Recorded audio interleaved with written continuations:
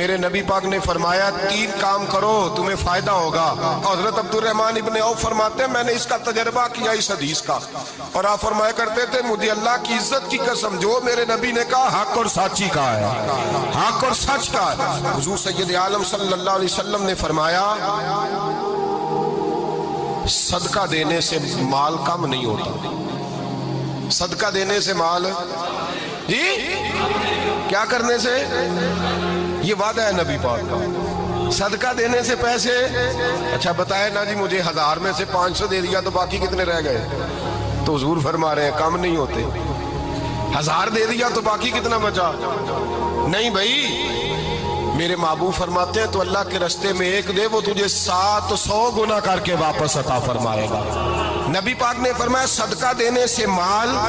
کم نہیں ہوتا، اور فرمایا معذرت کرنے سے عزت میں کمی نہیں آتی، معذرت کرنے سے عزت میں کمی، اللہ اکبر، معذرت کرنے سے عزت میں کمی،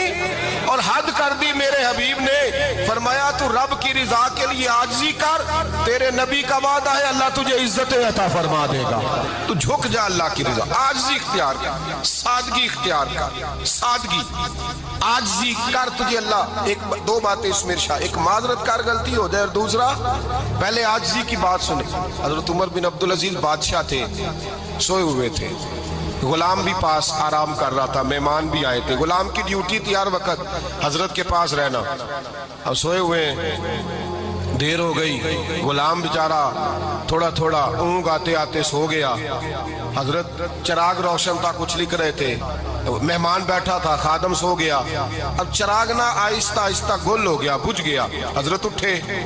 بوڑھے آدمی تھے چراغ صحیح کرنے، مہمان کہنے لگے حضور میں نہ کر دوں، میں نہ کر دوں، کہنے لگے نہیں تم مہمان ہو، مہمان سے خدمت نہیں لی جاتی، تو اس نے کہا غلام کو جگائیے، فرمانے لگے ابھی تو بیچارہ سویا ہے اور نیند سے بیدار کر دوں، خود گئے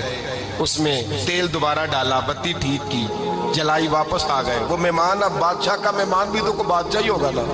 کہنے لگا حضور آپ اپنے کام خود کرتے ہیں، کیا لفظ ہے، کیا حسن ہے، اور 2 جملوں میں کیا تاثیر ہے، آپ فرمانے لگے ہاں میں اپنے کام خود کرتا ہوں، جب میں گیا تھا تب بھی عمر بن عبدالعزیز ہی تھا، اور جب چراغ صحیح کر کے واپس آیا ہوں تو پھر بھی عمر بن عبدالعزیز ہی ہوں، میرے اندر کوئی تبدیلی آئی، میں وہی ہوں جو گیا تھا۔ حضرت سیدنا فاروق اعظم رضی اللہ تعالیٰ عنہ فرماتے میں بیٹھا تھا، اور ابھی 3 دن ہوئے تھے نبی پاک صلی اللہ علیہ وسلم کے وصال ظاہری کو، میں بیٹھا ہوا تھا، 2-3 بچیاں آ گئی، اور حضرت ابوبکر صدیق رضی اللہ تعالیٰ عنہ کے سامنے آ کے بیٹھ کے رونے لگی، جناب صدیق اکبر رضی اللہ تعالیٰ عنہ کا بچیوں روتی کیوں ہو، تو کہنے لگے آپ خلیفہ بن گئے ہیں، جب سے ہمارے ابا کا انتقال ہوا تھا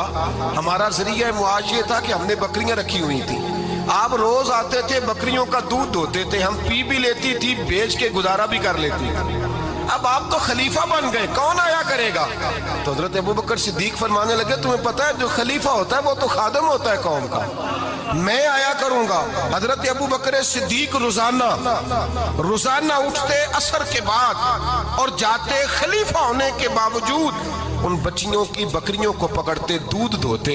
ان کے گھر میں دے کے آتے، حضرت فاروق اعظم جب بھی دیکھتے تو کہتے ابوبکر تو پیچھے آنے والوں کے لیے رستہ بڑا مشکل کر رہا ہے، بڑا مشکل کر رہا ہے، جگر راہ وفا میں نقش ایسے چھوڑ آیا ہوں، میں جس منزل سے گزرا ہوں وہ اب تک یاد کرتی ہے۔ حضرت سلمان فارسی رضی اللہ تعالیٰ عنہ صوبے کے گورنر تھے،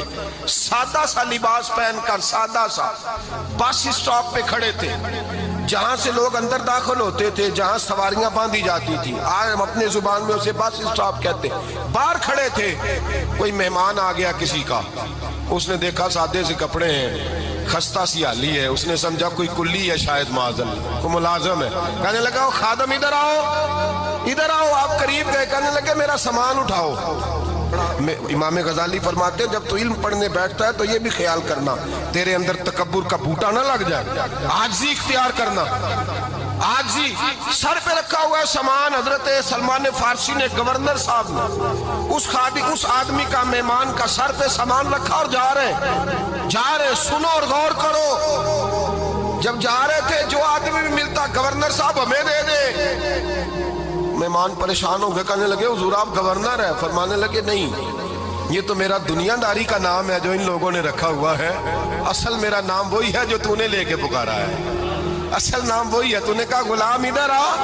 آپ فرمانے لگے پہلے میں ایک یہودی کا غلام تھا، پھر رب تعالیٰ نے فضل کیا تو میں محمد عربی کا غلام ہو گیا،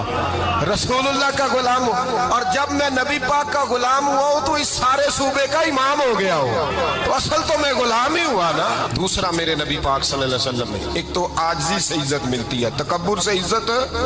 وہ جو بندہ چچکتا ہے نا تیرے نیڑے جانے سے، تو کہتا ہے میری بڑی عزت کرتا ہے، وہ عزت نہیں کرتا۔ شیر کی عزت ہوتی ہے کہ خوف ہوتا ہے؟ بولے نا، تو نہیں نا ڈر لگتا ہوتی کو۔ شیر کا کیا ہوتا ہے؟ خوف، اس کی عزت نہیں ہوتی۔ تو درندہ ہے، درندوں کی بھی کبھی عزت ہوتی ہے؟ تو جو آدمی ڈنڈے کے زور پر لٹکا کے ڈنڈا اور وہ لوگوں سے عزت کرا رہا، تو بھائی یہ تیری عزت نہیں ہے، تیرا خوف ہے۔ عزت عاجزی میں ہے، انکساری میں ہے۔ اور دوسرا میرے نبی پاک صلی اللہ علیہ وسلم نے فرمایا عزت معاف کرنے میں ہے۔ عزت کس چیز میں ہے؟ بدلہ لینے میں عزت،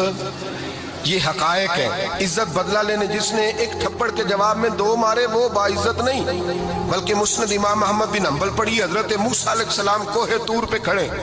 میرے رسول پاک علیہ السلام فرماتے ہیں جناب موسیٰ علیہ السلام نے اللہ کی بارگاہ میں عرض کیا، اے اللہ ساری دنیا کہتی ہے ہم عزت والے ہیں، ہم عزت والے، من اعز عبادک یا اللہ،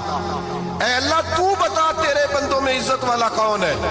تو حضرت موسیٰ کہتے ہیں رب کریم نے فرمایا اذا قادرا غفارا،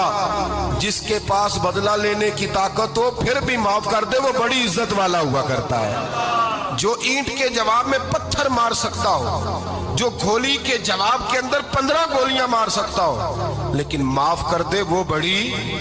عزت والا ہے۔ عزت والا ہے جو معاف کرے۔ حضرت فخر جہاں دہلوی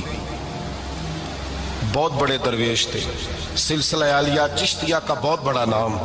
اور اس صوفی کے آپ حالات پڑھیں تو رب کریم نے بڑا ہی نوازا ہوا تھا۔ دلی کی جامع مسجد کے خطیب، اور ان کی کرامت یہ تھی کہ جو آدمی آ کے سامنے کھڑا ہوتا تھا نا اسے بتانا نہیں پڑتا تھا کہ میرے دل میں کیا ہے، بتانا نہیں پڑتا تھا۔ سامنے آ کے کھڑا ہوتا تھا تو حضرت ہاتھ اٹھاتے تھے، کہتے تھے اللہ یہ بے اولاد ہے اسے اولاد عطا کر دے۔ دوسرا آ کے کھڑا ہوا، خوشی نہیں ہو رہی آپ کو؟ دوسرا آدمی کھڑا ہوا، دوسرا آدمی، اس نے آ کے کہا دعا کے لیے سامنے کھڑا ہوا تو حضرت کہنے لگے اے اللہ بیمار ہے، وہ کہتا میرے دل میں بات تھی مجھے بتانی نہیں پڑی، اتقوا فراست المومن فإنہ ینظر بنور اللہ، نبی پاک نے فرمایا مومن کی فراست قلبی سے ڈرا کرو، وہ تو اللہ کے نور سے دیکھتا ہے۔